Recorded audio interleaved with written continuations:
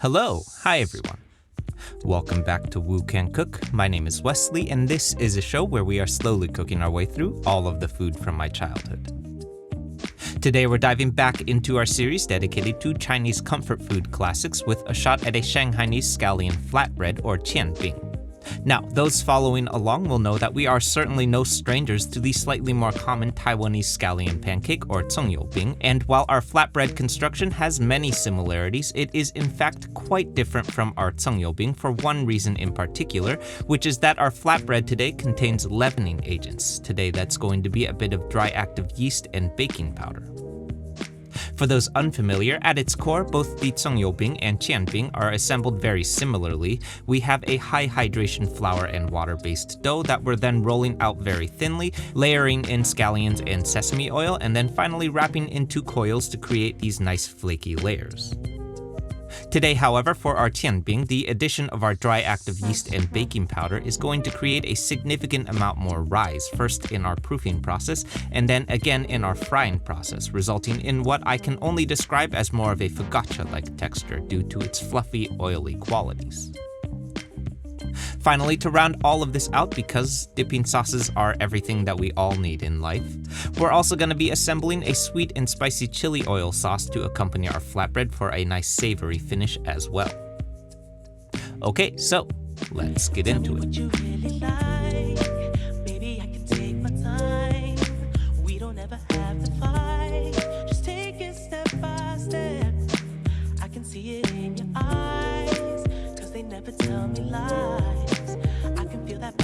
Okay, so diving right in, I'm starting off here with 1 packet of dry active yeast combined with 1 1/4 cup of warm water, which we're proofing for 10 minutes until bubbles form to make sure that it is alive and well.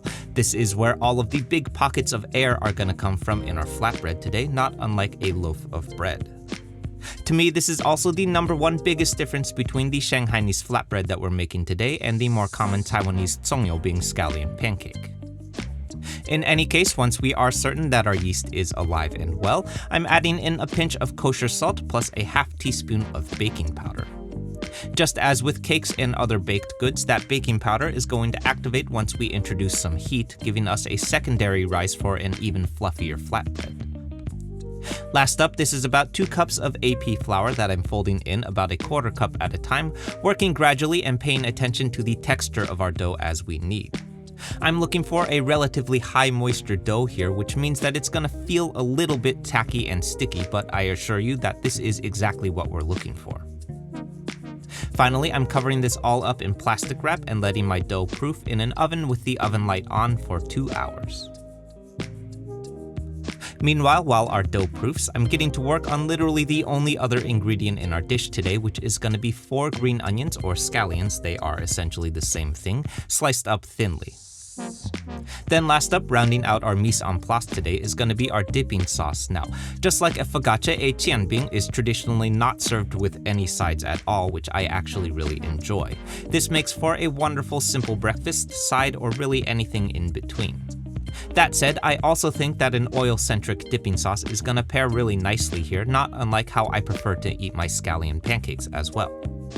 So, going into my mixing bowl here first is 4 tablespoons of soy sauce and a single tablespoon each of rice vinegar and brown sugar to start. Then rounding this out is going to be a tablespoon each of toasted sesame oil and chili oil, giving our sauce a nice lingering aromatic quality today. I'm mixing this all up to combine, then setting aside and getting comfortable while we wait for our dough to finish proofing next. 2 hours later, we should be greeted by a bowl of dough that has more or less doubled in size here thanks to that dry active yeast. I'm breaking out an ounce scale and then weighing out my dough so that we may divide it into 3 equal pieces. Before I do though, I'm employing a bit of bread making technique here and thoroughly wetting my hands before punching the air out of my dough. This is going to help us make sure that dough doesn't stick to my hands as I work. It may seem counterintuitive, and you may also be tempted to introduce more flour to your efforts here, but I assure you, wetter hands, not drier hands, are the way to go here. Once our dough balls are separated, I'm lightly flouring my work surface here, then starting out first by forming a coin shape with my hands, and then following up with a rolling pin, giving a quarter turn after each roll until our dough is relatively paper thin. Those that have made scallion pancakes before will notice that from here, our process is going to start looking quite familiar now. I'm adding a healthy serving of my scallions here first, followed by a pinch of kosher salt and about a tablespoon of sesame oil. Then I'm gently rolling up my dough here first horizontally, forming these nice layers of thin dough as I roll. Then next, I'm gonna roll my dough in the opposite direction, giving us this nice tightly coiled ball of dough that should, to the naked eye, really just look like a giant green onion pancake at this point. Finally, last up, I'm working my dough coil with my hands into a coin shape first, then breaking out my rolling pin one more time and gently rolling out our dough until about 6 inches in diameter. As I work, however, I'm also being very careful not to over-roll my dough here, otherwise we're gonna ruin all of those nice flaky layers that we just worked so hard to create. Okay, so next up, this is where things start to get very interesting, at least to me. I've got a cold skillet here. Yes, if you can believe it, I do actually own a non-stick skillet. Then I'm adding in about 4 tablespoons of peanut oil and very gently dropping in my flatbread on top. I'm topping my flatbread off with a healthy serving of sesame seeds here first, then covering and letting my dough proof inside of the skillet one last time for an additional 30 minutes. Our second proof here is going to give our yeast a little bit more time to reform some of those nice air pockets before we fry. While we wait, I'm repeating this all 2 more times with my remaining dough before heading over to the stove to fry up some flatbread next. Over on the stove, 30 minutes later, our flatbread should now have regained some of those air pockets by now. Then I'm turning on the heat under my skillet at about medium temperature and letting our skillet gradually come up to temperature. Now, during this time, we're also going to witness some food science in action here. As our baking powder begins to activate under heat, we can literally watch our dough rise in the skillet, like so. Whoa!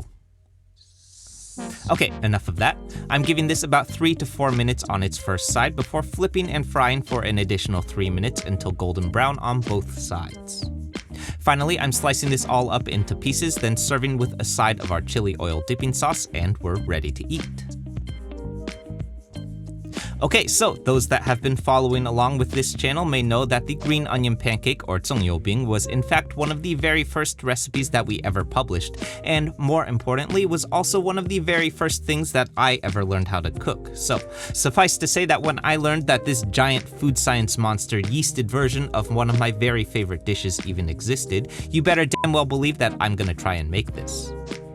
That said, apart from the rolling method, these jianbings are really quite different from any other 葱油饼 that I have ever come across. The yeast in our dough gives our flatbread a nice sourdough-esque quality to it, which when paired with the baking powder results in just the fluffiest, softest flatbread that I have ever seen. I also think that our secondary proof here was really useful in helping to create some nice pockets of air inside of our dough, not unlike what you might come across in an Italian focaccia bread.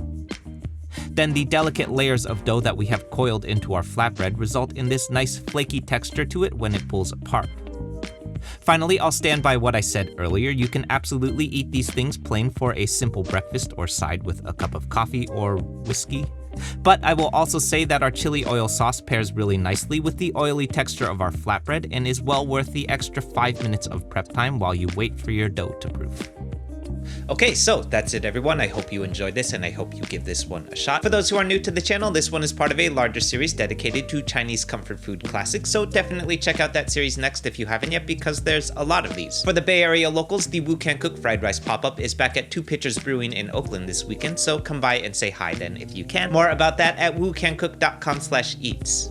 Lastly, some big exciting news to update you all on. I am in the process of moving into a bigger kitchen to film in, which means that this is actually the very last video filmed in my tiny Chinatown apartment kitchen. And while that is bittersweet, I am very excited to give you all a tour of the new kitchen soon, so tune into the community channel tab of the channel for updates on this. As always, like, comment, subscribe, share, be nice interneters, and I'll see you soon.